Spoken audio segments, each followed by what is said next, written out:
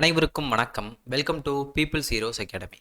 நமக்கு TNPSC group 4 2024 நடந்த எக்ஸாமுக்கான physical certificate verification counselling அப்படின்றதுக்கான மெமோ அப்படின்றது விட்டுட்டாங்க. லிஸ்ட் அப்படின்றது நேற்று விட்டுருந்தாங்க. இன்னைக்கு மெமோ லான்ச் பண்ணிட்டாங்க.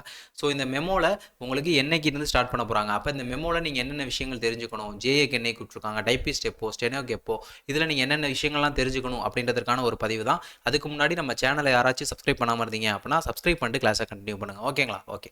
அப்போ இந்த ஃபிசிக்கல் சர்டிஃபிகேட் வெரிஃபிகேஷன் கவுன்சிலிங் அப்படின்றது உங்களுக்கு எல்லாருக்குமே தெரிஞ்ச விஷயம் தான். நேற்றே நம்ம பேசினது தான். ஜனவரி 22 ஸ்டார்ட் ஆகுது அப்படின்னு ஒரு விஷயம் சொல்லியிருந்தோம். இதில் இன்னொரு விஷயம் சொல்லியிருக்காங்க.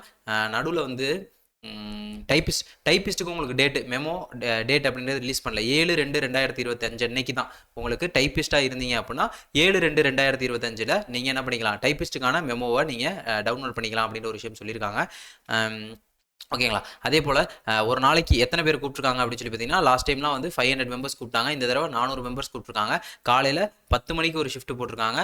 அதே போல் காலையில் 11:30க்கு ஒரு ஷிஃப்ட் போட்டிருக்காங்க. காலையில் ஷிஃப்ட்டுக்கு ஒரு 200 பேர், மத்தியான ஷிஃப்ட்டுக்கு ஒரு 200 பேர் அப்படின்னு சொல்லி உங்களுக்கு 2 ஷிஃப்ட் போட்டிருக்காங்க. அப்போ தேர்ட் டே நினச்சிக்கிட்டு இருந்தவங்களுக்கு 4th டே ஆயிருக்கும், 5th டே நினச்சிக்கிட்டு இருந்தவங்களுக்கு 6th டே ஆயிருக்கும். டே கணக்கு கிடையாது. நீங்கள் என்ன ரேங்க் எடுத்திருந்தீங்க அப்படின்றதான் மேட்ரு. அதே போல் உங்களுக்கு நீங்கள் ரிசல்ட் வந்தப்போ ஒரு ரேங்க் இருந்திருக்கும். நிறைய பேர் சர்டிஃபிகேட்ஸ் அப்லோட் பண்ணாமல் இருந்திருப்பாங்க. அவங்கெல்லாம் பேலன்ஸ் போக நிறைய பேர் கொஞ்சம் ஒரு சிலரை ரிஜெக்ட்டும் பண்ணியிருப்பாங்க ஃபேக் சர்டிஃபிகேட்ஸ்னால. அதெல்லாம் போக உங்களுக்கு வந்திருக்கக்கூடிய நம்பர் அப்படின்றது ஃபைனல் நம்பர். அது அடிப்படையில் தான் நீங்கள் போக போகிறீங்க. எக்ஸாம்பிள் உங்களுக்கு 1500 இருந்துச்சு அப்படின்னா கிட்டத்தட்ட ஒரு 15 பேர்லேருந்து 20 பேர் குறையிறதுக்கான வாய்ப்புகள் இருக்குது. ஸோ உங்களுக்கு 1485 அப்படின்ற ரேங்க் வரதுக்கான வாய்ப்புகள் இருக்குது. அதன்படி தான் நீங்கள் போக போகிறீங்க. இதுதான் கவுன்சிலிங்கை பொறுத்த வரைக்கும். ஜேஏ கவுன்சிலிங்கை பொறுத்த வரைக்கும். அப்போ ஜேஏ உங்களுக்கு எப்போ ஸ்டார்ட் பண்ணுறாங்க? ஜனவரி 22 அப்படின்ற ஒரு விஷயம். அப்போ ஜேஏக்கான கவுன்சிலிங் தொடர்ந்து போயிட்டே இருக்க போகுது. 400 வேகன்சி, ஒரு நாளைக்கு 400 பேர் அப்படின்னு சொல்லி ஃபில் பண்ணிட்டே வர போகிறாங்க. டைப்பிஸ்ட் உங்களுக்கு எப்போ தான் விட போகிறாங்க? 7ஆம் தேதி தான் நீங்கள் மெமோ அப்படின்றது டவுன்லோட் பண்ண முடியும். அப்போ டைப்பிஸ்ட்டுக்கான கவுன்சிலிங் எப்போ இருக்கும், ஸ்டெனோ டைப்பிஸ்ட்டுக்கான கவுன்சிலிங் எப்போ இருக்கும் அப்படின்ற ஒரு விஷயத்தையும் நமக்கு வெப்சைட்லேயே அப்லோட் பண்ணிட்டாங்க. அப்போ வெப்சைட்டில் இந்த ஹோம் பேஜில் உங்களுக்கு counselling and selection, counselling for selection அப்படின்னு சொல்லி ஒன்று இருக்கும் இல்லையா? அந்த பேஜை நீங்கள் உங்களுக்கு ஓப்பன் பண்ணீங்கன்னா அந்த பேஜில் உங்களுக்கு ஓப்பன் ஆகும். எந்தெந்த போஸ்ட்டுக்கு என்னன்னைக்கு எந்த டேட்லேருந்து எந்த டேட் வரைக்கும் கவுன்சிலிங் நடக்க போகுது அப்படின்ற ஒரு விஷயம் அதில் உங்களுக்கு தெளிவாக கொடுத்துருப்பாங்க. ஓகேங்களா? அதில் பார்த்தீங்கன்னா உங்களுக்கு தெளிவாக போட்டிருக்காங்க. ஜூனியர் அசிஸ்டன்ட் பொறுத்த வரைக்கும் உங்களுக்கு ஜனவரி 22 ஸ்டார்ட் ஆகி உங்களுக்கு 17 பிப்ரவரி வரைக்கும் நடக்க போகுது. 17 பிப்ரவரி வரைக்கும் உங்களுக்கு ஜூனியர் அசிஸ்டண்ட்டுக்கான வேகன்சி அப்படின்றது. ஜூனியர் அசிஸ்டன்ட்டுக்கு ஒரு நிமிஷம் இருங்க. ஜூனியர் அசிஸ்டன்ட்டுக்கு அப்படின்னு சொல்லி பார்த்தீங்கன்னா 17 பிப்ரவரி, 22 ஜனவரியிலேருந்து 17 பிப்ரவரி வரைக்கும் உங்களுக்கு நடக்க போகுது. அடுத்து ஸ்டெனோ டைப்பிஸ்ட் அப்படின்னு சொல்லி பார்த்தீங்கன்னா, ஸ்டெனோ டைப்பிஸ்ட்டுக்கு உங்களுக்கு மார்ச் 10, 11, 12 இந்த 3 நாள் நடக்க போகுது. மார்ச் 10, 11, 12 அப்படின்னு சொல்லி ஸ்டெனோ டைப்பிஸ்ட்டுக்கு 3 நாள் நடக்க போகுது. இதுதான் உங்களுக்கு இது 22லேருந்து 17 பிப்ரவரி வரைக்கும் உங்களுக்கு ஜூனியர் அசிஸ்டன்ட்டுக்கு. இந்த 10, 11, 12 3 நாளும் உங்களுக்கு ஸ்டெனோ டைப்பிஸ்ட்டுக்கு. பேலன்ஸ் இருக்கக்கூடிய நாட்களில் தான் உங்களுக்கு என்னது டைப்பிஸ்ட்டுக்கு நடக்க போகுது. அந்த விஷயத்தையும் தெரிஞ்சுக்காங்க. உங்களுக்கு இதிலே வந்திருக்கும். இருக்குது பார்த்தீங்களா? இதில் உங்களுக்கு கொடுத்துருக்காங்க. ஜனவரி இந்த டைமில் உங்களுக்கு விஏஓ பில் கலெக்டர் இந்த டைமு, ஸ்டெனோ டைப்பிஸ்ட் 1, 2, 3 மூணுமே வந்து 10 to 12 தான் இருக்குது. ஸோ நடுவில் அந்த இருக்கக்கூடிய கேப்பில் உங்களுக்கு என்ன பண்ணுவாங்க, டைப்பிஸ்ட்டுக்கு வைப்பாங்க. ஸோ ஒன்றும் பிரச்சனை கிடையாது. ஏன் இப்போ வந்து உங்களுக்கு ஜேஏக்கு மட்டும் தான் விட்டுருக்காங்க, டைப்பிஸ்ட்டுக்கு வந்து மெமோ விடலை அப்படின்னு சொல்லி கேட்டிங்கன்னா, இப்போ என்ன பண்ணுவாங்க, ஜேஏல போகிறவங்க ஒரு சிலர் வந்து ஜேஏக்கும் எலிஜிபிளாக இருந்திருப்பாங்க, டைப்பிஸ்ட்டுக்கும் எலிஜிபிளாக இருப்பாங்க. அப்போ ஜேஏல போகிறவங்க என்ன பண்ணியிருப்பாங்க, ஜேஏ வேகன்சி எடுத்திருப்பாங்க.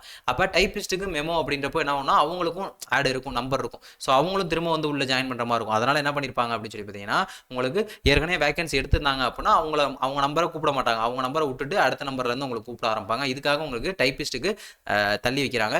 ஸோ இது ஒன்றும் பெரிய பிரச்சனை கிடையாது.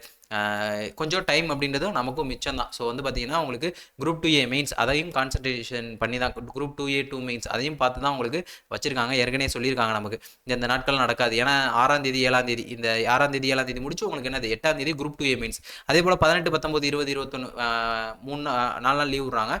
இதுக்கப்புறம் உங்களுக்கு 22, 23ஆம் தேதி உங்களுக்கு குரூப் 2 மெயின்ஸ் நடக்குது. அப்போ அதனால் உங்களுக்கு அதையும் மேனேஜ் பண்ணி தான் வச்சுருக்காங்க. ஸோ எந்த பிரச்சனையும் இல்லாமல், யாருக்குமே எந்த பிரச்சனையும் இல்லாமல் கவுன்சிலிங் அப்படின்றது மெயின்டைன் பண்ணிட்டாங்க. ஸோ உங்களுக்கு இப்போ தெரிஞ்சிருக்கும் டேட் எப்போ, டைம் எப்போ அப்படின்ற எல்லா விஷயமே தெரிஞ்சிருக்கும். நம்ம என்னென்ன டிபார்ட்மெண்ட் சூஸ் பண்ணணும் அப்படின்றத கரெக்டாக சூஸ் பண்ணி வைங்க.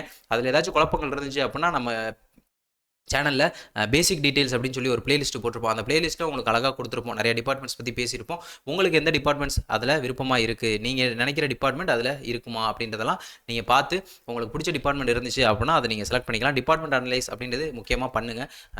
ஒரு தடவை கஷ்டப்பட்டு ஜெயிச்சிருக்கோம், நம்ம போயிட்டு தெரியாத ஒரு டிபார்ட்மெண்ட்டை எடுத்து வரணும் அப்படின்ற அவசியம் கிடையாது. நமக்கு ஒரு டிபார்ட்மெண்ட் எலிஜிபிள் இருக்குது அப்படின்னா அது எத்தனை நாளாக இருந்தாலும் சரி, 1வது நாள் போனீங்க அப்படின்னா உங்களுக்கு 1வது நாளில் எதெல்லாம் எலிஜிபிள் இருக்கோ அதில் எது பெஸ்ட்டுன்னு சூஸ் பண்ணலாம்.